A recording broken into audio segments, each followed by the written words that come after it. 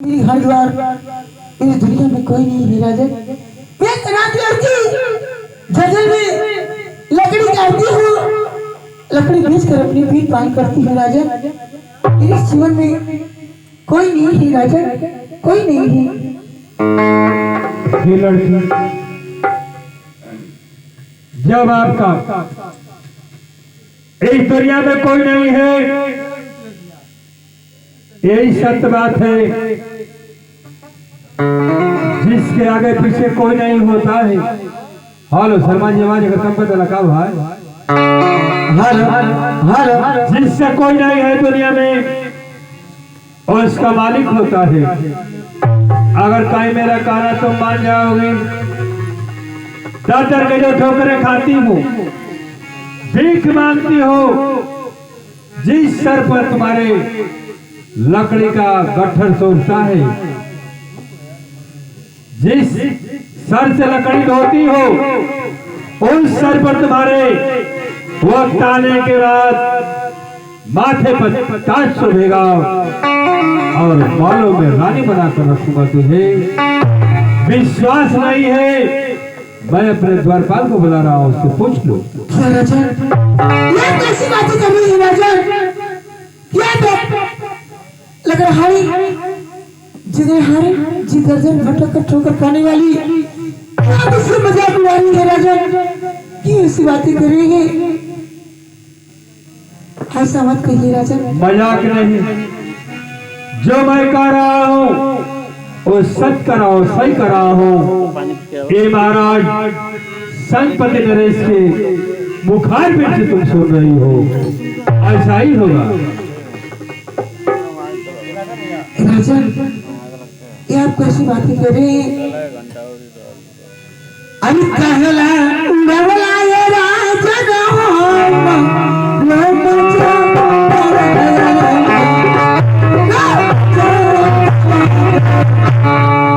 अरे तिरिया घुमेली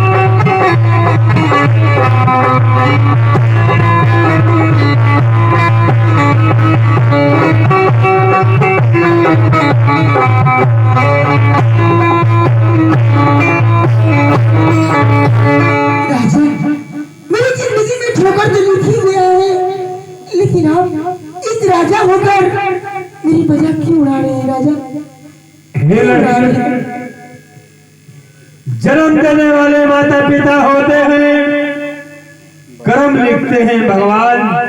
क्या राजा?